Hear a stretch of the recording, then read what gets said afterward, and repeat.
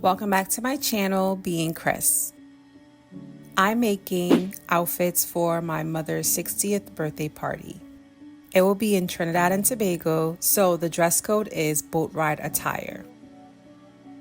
For the boys' patterns, I'm using shorts they already have because it will save me time. I'm starting this project literally days before I leave. Once I was done tracing the shorts, I did a slash and spread so their waists can have an elastic.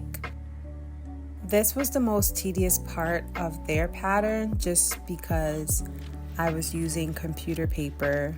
Once I finished their pattern, I draped my pattern on my dress form just so I can see the vision come to life on muslin before I even started making the pattern on paper.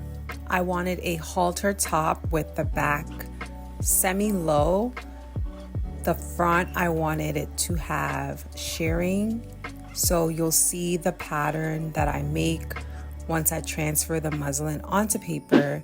It will have a slash and spread for the front and the back. Now it's time to get fabric. I stopped at Save-A-Thon for the first time. However, they didn't have anything that I needed. So I went to a fabric store that I used to go to all the time and I got what I needed. However, I didn't get enough fabric. So I had to go to a third place to buy more. Then I realized I didn't draft the pockets for all of the designs. So that's what I'm doing now. And then I just started cutting out all of the patterns for my sons. After I decided to just sew their shorts, I finished their pants pretty quickly. However, I left the elastic part for the next day just because they fell asleep. It was really late when I was sewing their pants, and in the morning I basically made them try it on one more time before I sealed the elastic casing because I didn't want their waistband to be too loose.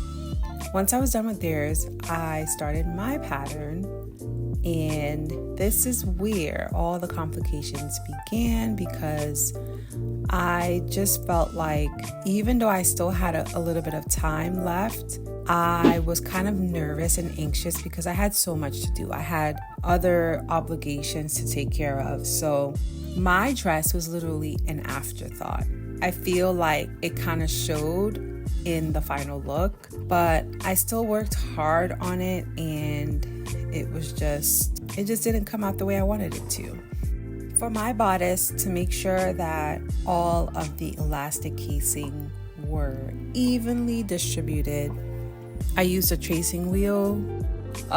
This dress got me so frustrated.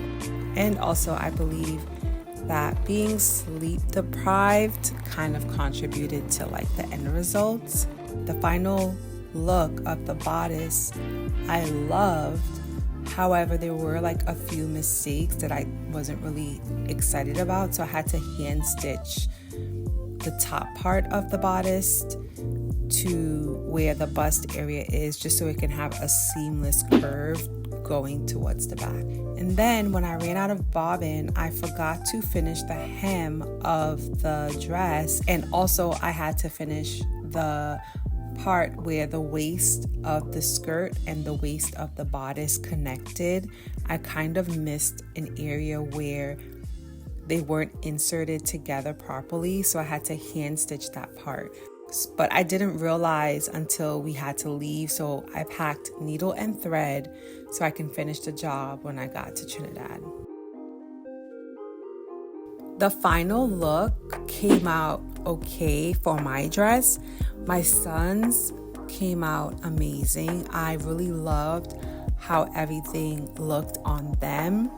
When it came time to take photos or video of our final look, that's where I kind of messed up on because I feel like I wasn't confident in my outfit and how the final result looked, so I didn't really prioritize capturing it.